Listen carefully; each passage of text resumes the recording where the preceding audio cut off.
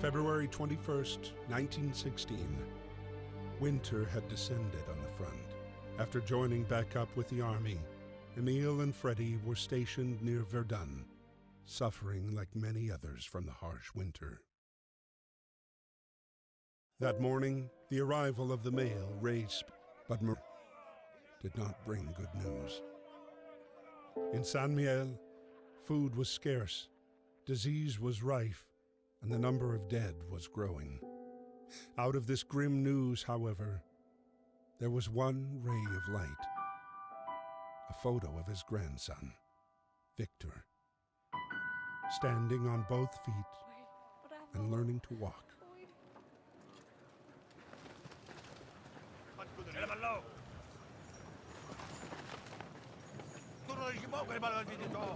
Don't worry.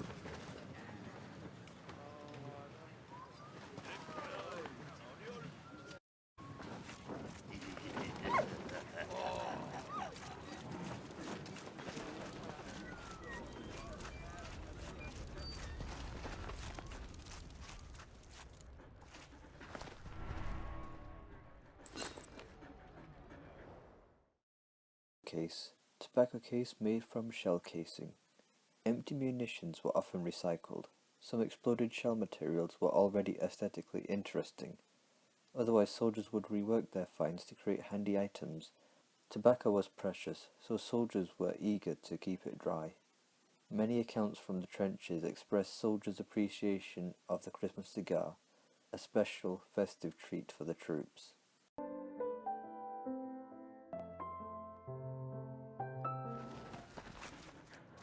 Oh.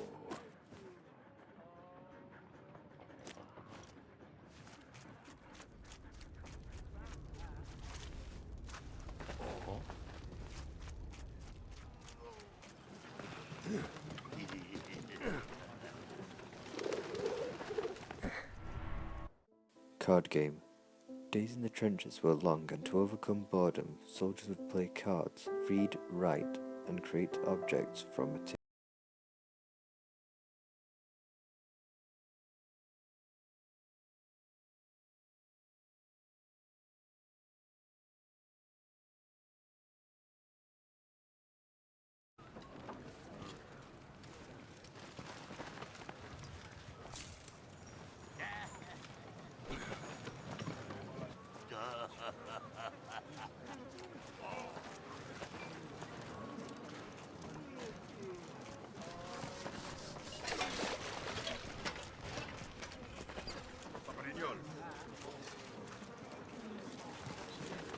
Wat drank van toal bigger no?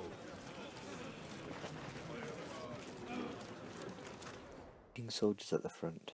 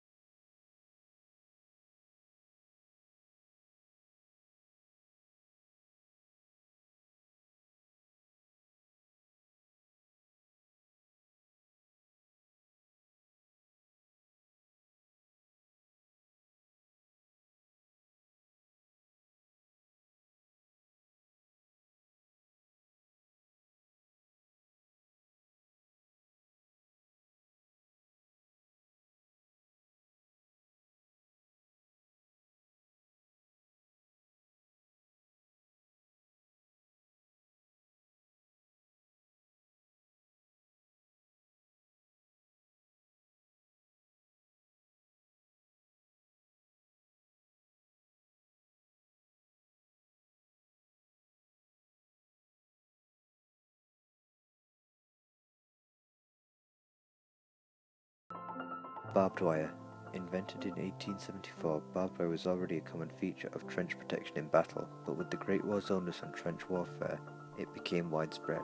Thousands of tons were deposited in no man's land. Both sides sought tools and strategies to overcome barbed wire, such as grappling irons and wire cutters.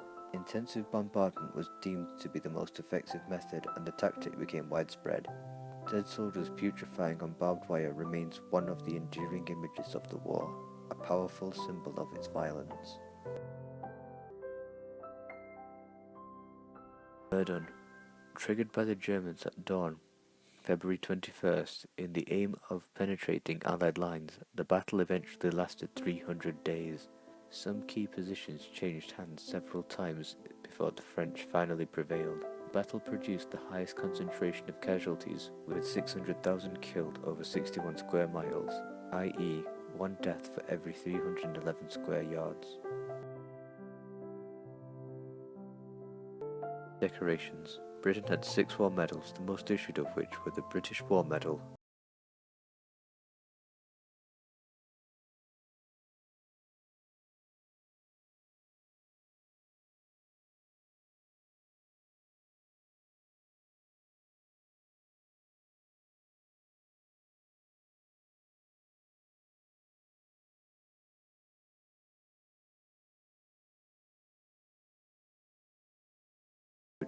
and earned the nickname Pip, Squeak and Wilfred after the popular cartoon series in the Daily Mirror, a dog, a penguin and a rabbit respectively.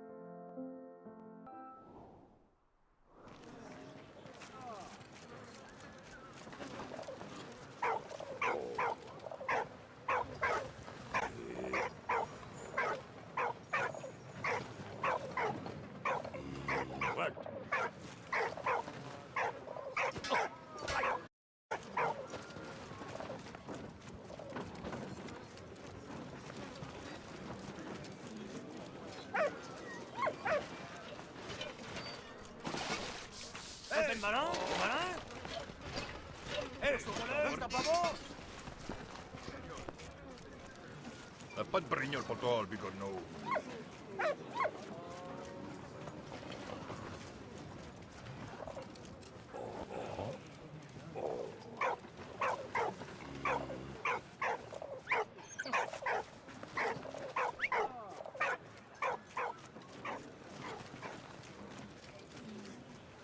Ouais, pourquoi, voilà.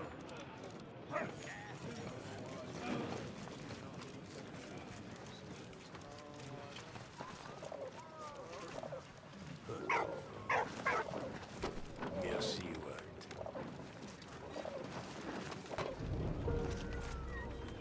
Hey, Walt.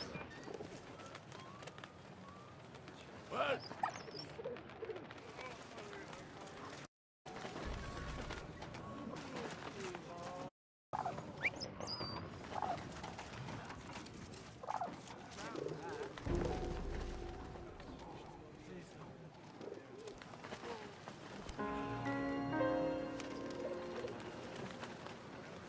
C'est bien, c'est bien.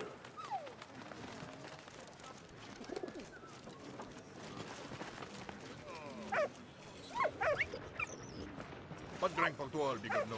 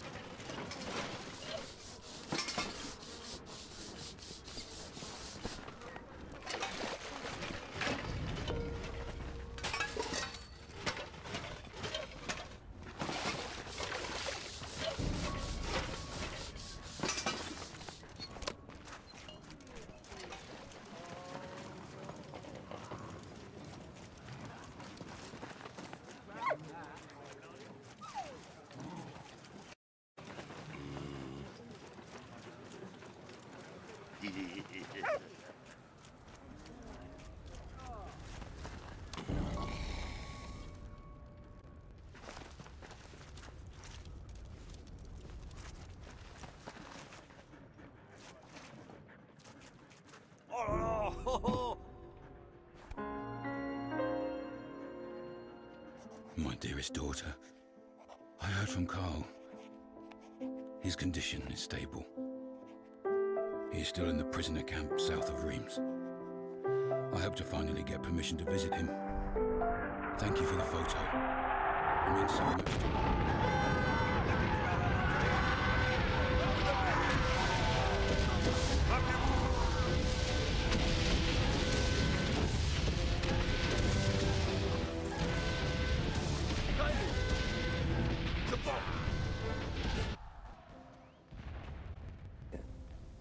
helmet with holes in it, filled with coal and wood and used as a brazier. The item would have afforded some protection from the cold. Although helmets were made of metal, they only offered scant protection from bullets.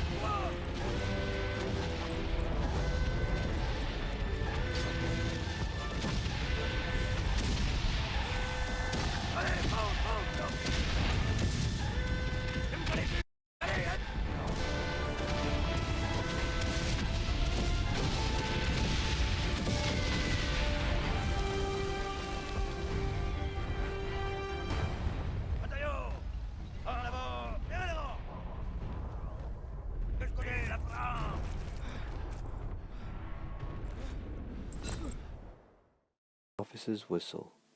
Officers were issued with whistles to signal soldiers when to charge. The sound of the whistle became synonymous with the journey into the unknown, when soldiers surged out of the trenches and into no man's land.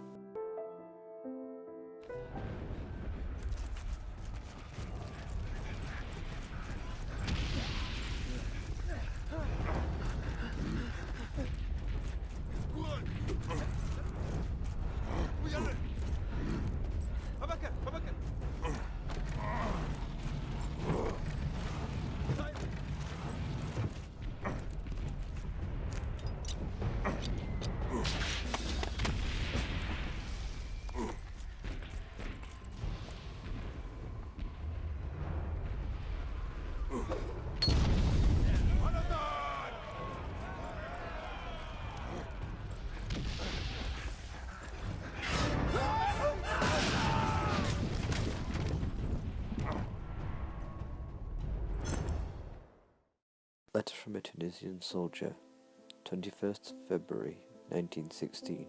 Dear Father, dear family, I am cold. The land we are defending is frozen and covered in snow. The ground is so iced up it is harder than rock.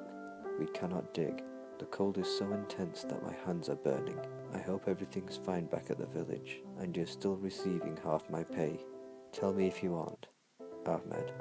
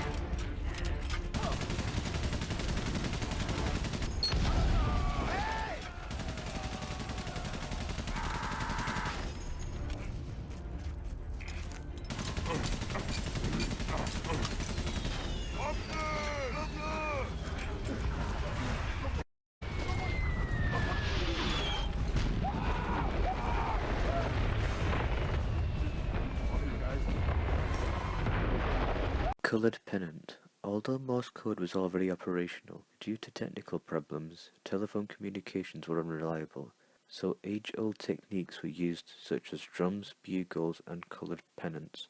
November 11th, 1918, at 11 a.m., the end of the war was marked by a clarion call.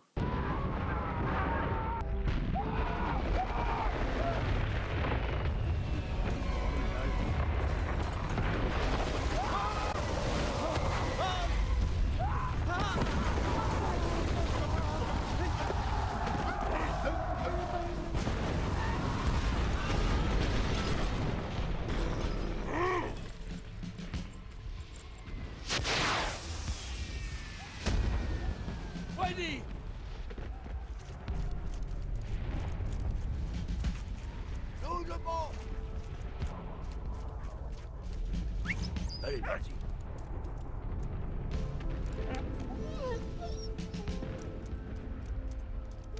Oui.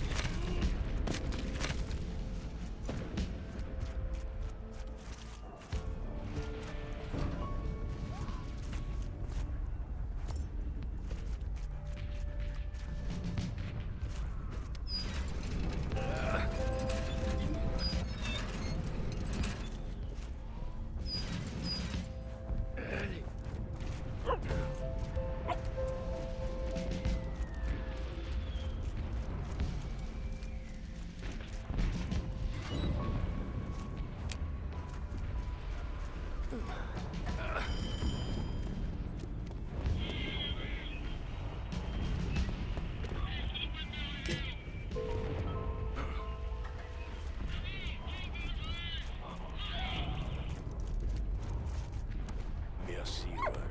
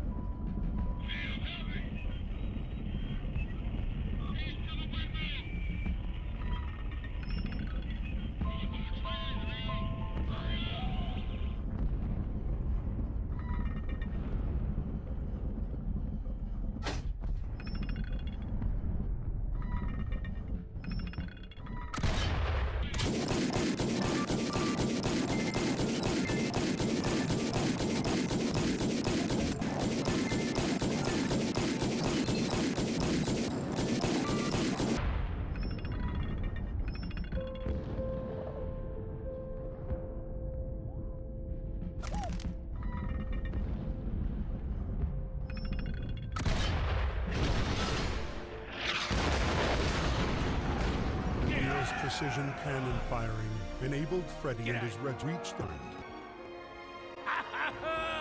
Bravo, Freddie! Emile, thank you very much, my friend. The military hierarchy heard of their feats in battle and decided to decorate the two friends for their bravery. Emile received good news from Anna. Karl was recovering nicely.